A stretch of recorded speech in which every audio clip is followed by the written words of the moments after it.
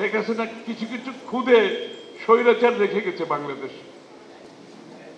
এই যে অনেকে বলছেন কিছু কিছু বিষয়ে ঐক্যমত হতেই হবে, যেখানে ঐক্যমত হওয়ার সকলে ঐক্যমত হবে সেখানে খুবই ভালো কথা।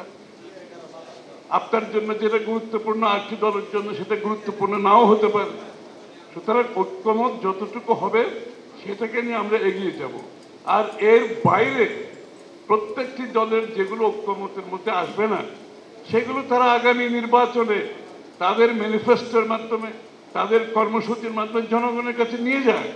জনগণ থেকে তারা ম্যান্ডেট সমর্থন নিয়ে সংসদে এসে পাশ করুক, এটাই হচ্ছে গণতন্ত্র। সেটা না করে যদি কেউ বলে যে আমাদের এই দাবি না মানলে আমরা নির্বাচন করব না অথবা আমরা আন্দোলন করব, এটা হচ্ছে অগণতান্ত্রিক। এটা শেখ হাসিনার চিন্তার প্রতিফলন। এটা থেকে বোঝা যায় শেখ হাসিনা কিছু কিছু খুদে স্বৈরাচার রেখে গেছে বাংলাদেশ, যারা জনগণের উপর আস্থা রাখবে না, কিন্তু তাদের দাবি মানতে হবে। না মানলে কি হবে?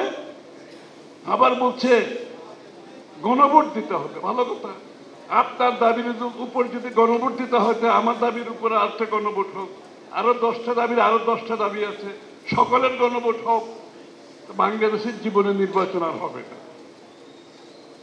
একটা কথা বলি, ঐতিহাসিকভাবে একটা জিনিস প্রতিষ্ঠিত, যে বিপ্লবোত্তর এরকম আপ্রাইজিং উত্তর যে সমস্ত দেশে যারা যত তাড়াতাড়ি গণতান্ত্রিক প্রক্রিয়ার মাধ্যমে গণতান্ত্রিক দেশে ফিরে গিয়ে নির্বাচনের মাধ্যমে গণতন্ত্রকে প্রাতিষ্ঠানিক রূপ দিতে সক্ষম হয়েছে, সেই সমস্ত দেশগুলো ভালো করছে।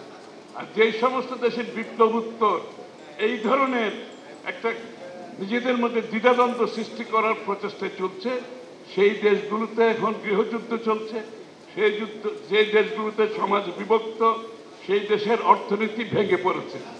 গণতন্ত্র তো দূরের কথা, এই জন্য 1 বছর অতিমাত্রায় অলরেডি অতিরিক্ত হয়ে গেছে।